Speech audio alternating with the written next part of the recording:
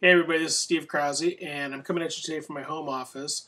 I just wanted to record a quick video talking a little bit about the progress so far for the XHTML, CSS, HTML5 exercises. Below here, I have listed that as of when I posted this video, the links to people who have so far completed the first 4 exercises successfully. Congratulations to them.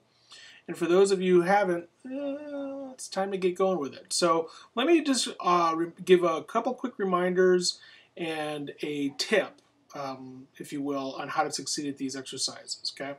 Reminder number 1 is that completing these exercises kind of goes parallel with the other things that we're doing in the class. In other words, you need to do most of the XHTML, CSS stuff kind of on your own, in the sense that I'm not going to devote time to discuss it the same way that we're devoting time to discuss the assigned readings in the class, so the readings like content strategy and social media and things like that. So in that sense, this class really is more of a web than it is a linear, first do this, then you do that.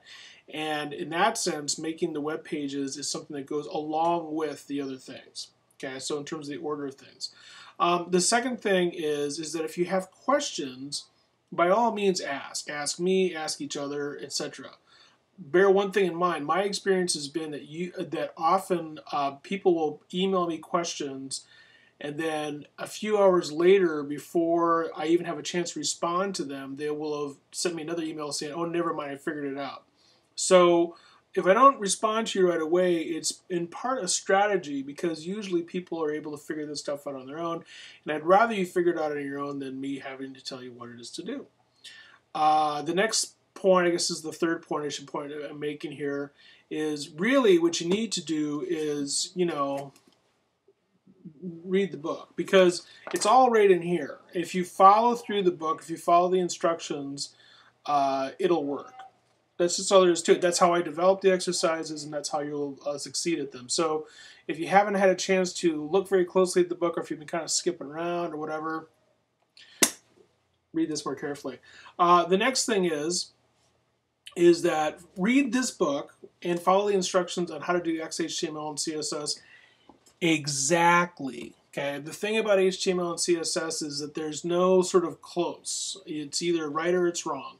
And most of the time, when it's not right, it's some mistake that you made. I don't say that to be mean or anything. I'm just saying that that's just the way that it is. And it's different from a lot of stuff in English, because, in English we're oftentimes used to, well, that's your interpretation, and, you could do it this way, or you could do it that way, or whatever. When it comes to stuff like HTML and CSS, there's none of that. So this is not the time to get creative. This is not with the code, this is not the time to think that close counts. One semicolon, one bracket thing, one slash in the wrong place, and the whole thing can go to hell. So those things really matter a great deal. Okay. The last piece of advice I have for you with this is, when you're working on these exercises, you need to have a happy place. Your happy place can be wherever you want. It could be a beautiful scene out at Crater Lake with majestic snow. It could be a rushing stream. It could be the rainforest. It could be maybe a vista of a lake someplace, overlooking places in Lake Michigan. And it could be a sunset on the ocean, with family, with just overlooking the rocks. Whatever makes you happy. You have to have your happy place. Whatever is your happy place to go to. Because the thing about XHTML and CSS code is,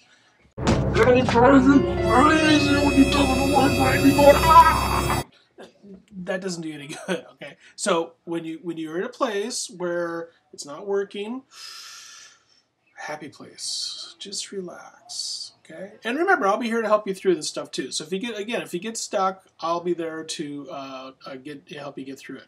But one thing you are going to do is you are going to get through it if you can get through this class. So make sure you get on these exercises. Ask the help from the people who finished them up so far, and ask them for help from me too. Okay. All right. Oh, and when you get done with them, let me know. Send me a link, post an email, something like that. Okay. All right. See you online.